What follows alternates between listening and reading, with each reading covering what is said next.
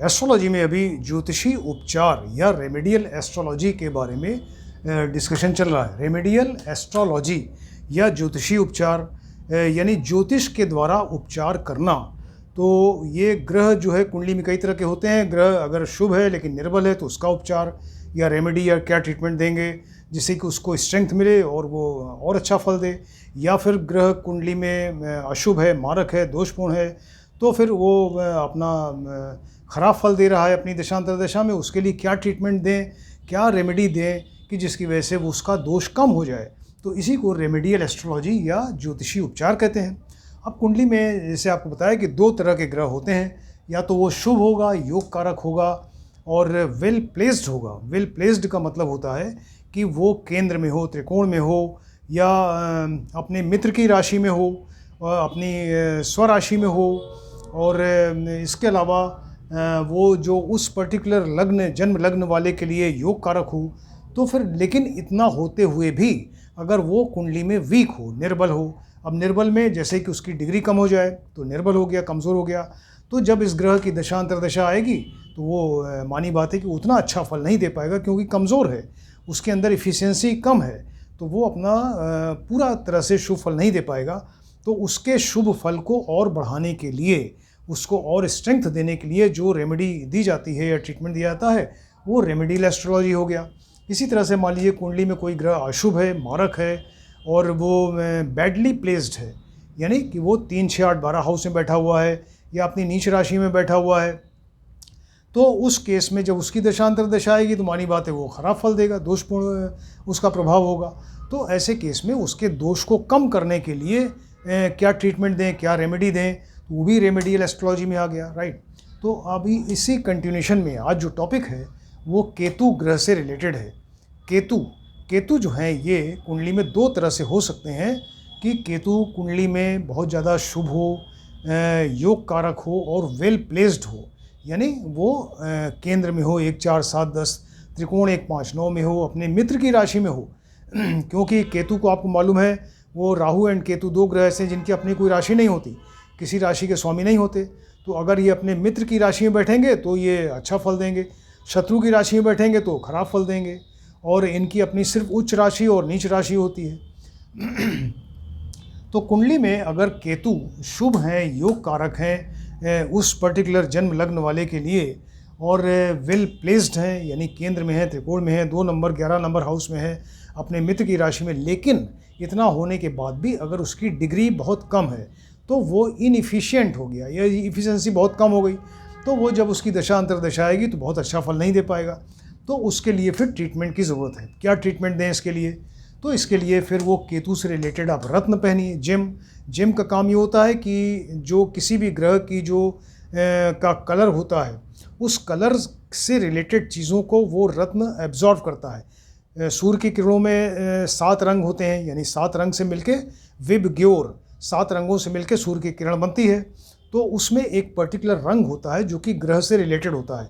तो उस ग्रह का जो रत्न है उसका काम यह है कि उस पर्टिकुलर रंग को एब्जॉर्व करेगा, उसको कॉन्सनट्रेट करेगा और फिर आपके शरीर में भेज देगा उस रत्न को पहनने से। तो वो उस कलर की जो कमी है शरीर में वो दूर हो जाएगी और ग्रह को और ज़्यादा शुभता मिलेगी, और ज़्यादा स्ट्रांग होगा और वो और बढ़िया फल देगा। तो केतु से रिलेटेड जो रत्न है इसको आप धारण कर सकते हैं। तो इसका रत्न जो है, आपको इसके पहले भी लेक्चर में आपको बताया था, ये 307 लेक्चर में, कि इसका रत्न होता है लहसुनिया।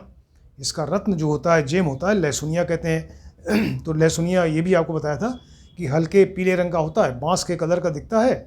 इसके ऊपर सरफेस पे सफ़ेद सफ़ेद धारियाँ होती हैं, टेढ़ी टेढ़ी धारियाँ होती हैं। तो अगर आप हिलाए डुलाएंगे स्टोन को तो वो ऐसा लगेगा कि जैसे वो धारियाँ चल रही हैं, चलती हुई प्रतीत होती हैं, और एक बिल्ली की आँख की तरह दिखती है, कैट्स, इसीलिए इसका नाम कैट साइज स्टोन भी रखा जाता है लहसुनिया का, राइट।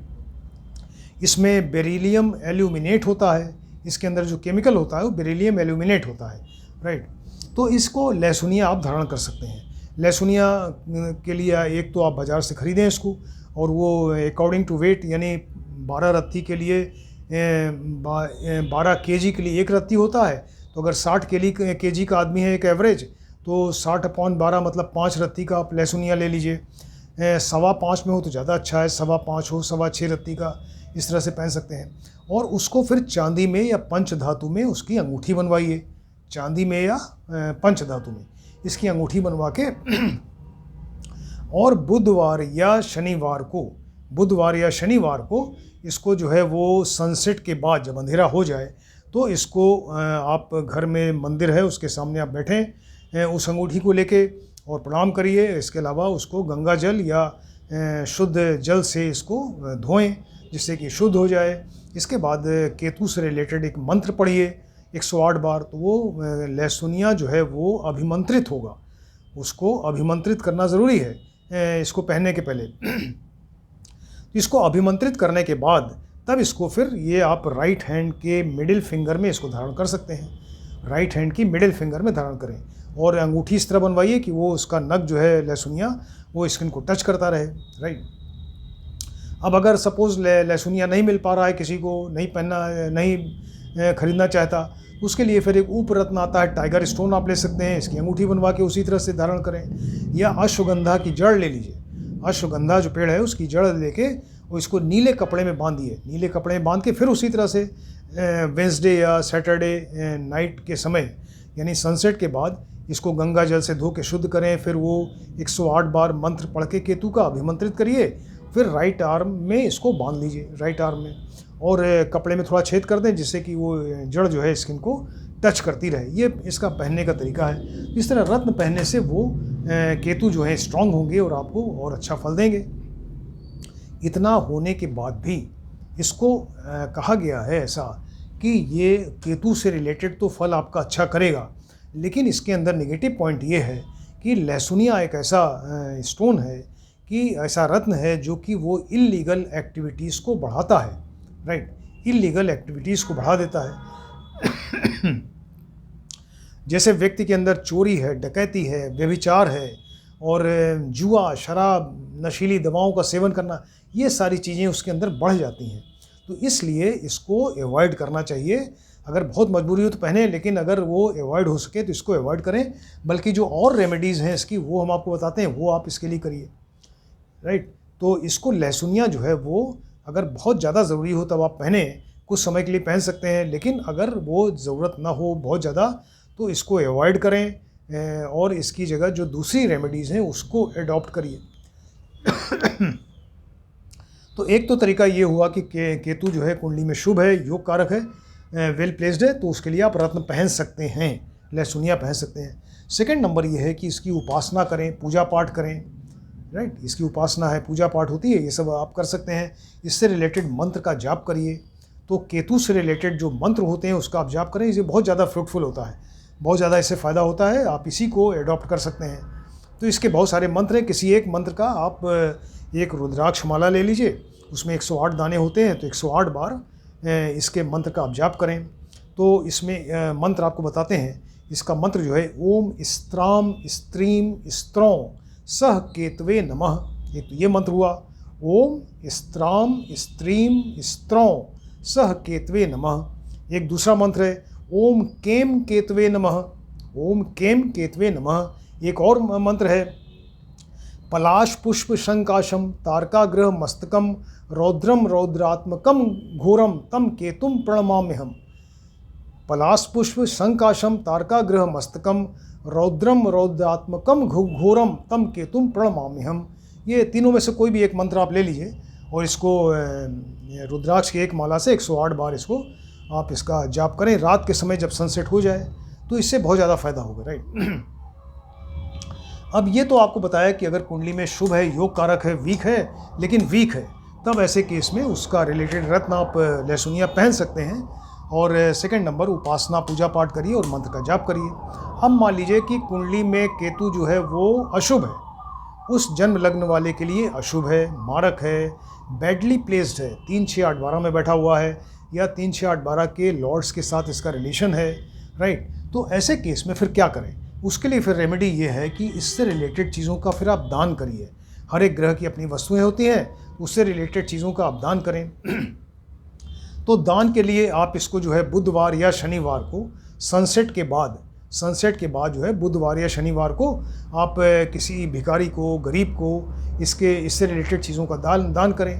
तो उसमें तिल है, तेल है, काला वस्त्र है, काला कंबल है, काला फूल है, राइट। ये सब चीज़ें आप दान में दे, कुछ पैसे आप उसको दान में दे सकते हैं और बहुत ही श्रद्धा के साथ प्रणाम करते हुए उसको दान करिए। तो इससे जैसे कि बिल्कुल जैसे सामने आपके केतु बैठे हुए हैं, आप उनको दान दे रहे हैं, तो वो आप उनको प्रणाम करके श्रद्धा के साथ दान दें। तिल, तेल, काला वस्त्र, काला कंबल आदि इस तरह से कोई चीज़ दे दें, काला फूल, तो वो आपको आशीर्वाद देंगे। और जो आशीर्वाद देंगे तो वो आपके लिए बहुत ज़्यादा फ्रूटफुल, बहुत ज़्यादा फ़ायदे वाली चीज़ होगी। तो इससे बहुत ज़्यादा फ़ायदा होता है। तो इस चीज़ को आप कर सकते हैं कि केतु से रिलेटेड चीज़ों का आप दान करें। इसके अलावा जो है आप उनकी उपासना, पूजा पाठ करें और मंत्र का जाप, जैसे आपको बताया, वो जब केतु कुंडली में शुभ होते हैं, योग कारक होते हैं, जो जिस तरह से आपने उपासना पूजा पाठ की और मंत्र का जाप किया, सेम चीज़ अगर कुंडली में अशुभ हैं, केतु मारक हैं, तब भी आप वही उपासना, पूजा पाठ और मंत्र का जाप कर सकते हैं, राइट। तो दो चीज़ें, मेन चीज़ ध्यान रखना चाहिए। अगर केतु शुभ हैं, योग कारक हैं, लेकिन वीक हैं, कमज़ोर हैं, तब वहाँ रत्न पहनना है, लेकिन फिर वहाँ दान नहीं करना है उससे रिलेटेड चीज़ों का। और अगर वो केतु अशुभ हैं, मारक हैं, दोषपूर्ण हैं, बैडली प्लेस्ड हैं, तब ऐसे केस में उससे रिलेटेड चीज़ों का दान करना है, लेकिन उसका रत्न नहीं पहन सकते फिर। और ये दोनों चीज़ें कॉमन हैं, यानी उपासना, पूजा पाठ है, मंत्र का जाप, ये दोनों कंडीशन में आप रख सकते हैं। इसके अलावा भी कुछ और चीज़ें आप कर सकते हैं। जैसे आपकी ये गणेश जी की आराधना करें। जब केतु या तो कमज़ोर हों, कुंडली में अशुभ हों या फिर अशुभ हों, ऐसे केस में आप गणेश जी की आराधना करें, इससे बहुत फ़ायदा होता है, राइट।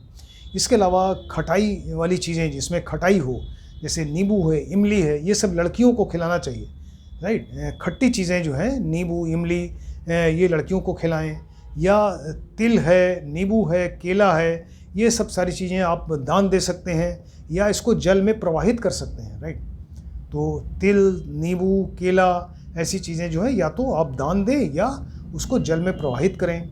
अगर मान लीजिए घर में आपके चारपाई बुनने के लिए निवाड़ है, सुतली, ये सब चीज़ें रहती हैं, तो ये उसको खाली नहीं रहना चाहिए। या तो आप सुतली, निवाड़ पड़ी है खाली, तो आप उसको चारपाई बुनवा लीजिए या फिर उसको घर से हटा दीजिए। वो घर में ऐसे पड़ी नहीं रहनी चाहिए, रहनी नहीं चाहिए। तो इतना आप करें तो इससे केतु से रिलेटेड आपको बहुत फ़ायदा होगा। यानी केतु अगर शुभ है तो, लेकिन वीक हो गए तो अपना और शुभ फल देंगे अपनी दशा अंतर्दशा में। अगर केतु अशुभ हैं, मारक हैं, तो उनकी अशुभता जो है वो कम हो जाएगी। ये आपको तरीका बताया। ये बहुत ही ज़्यादा बढ़िया, इन्फॉर्मेटिव, बहुत यूज़फुल चीज़ें हैं जो हमने आपको बताई। ये इससे ग्रहों से रिलेटेड ये टॉपिक नंबर या लेक्चर नंबर 317 है। तो इसको आप ध्यान से देखें, स्टडी करिए। किसी ने अगर सब्सक्राइब नहीं किया है तो सब्सक्राइब करें, जिससे एक के बाद एक जो लेक्चर्स आते जा रहे हैं रेमेडियल एस्ट्रोलॉजी में, वो सब आप इसको ध्यान से देखें और स्टडी करिए। Thank you.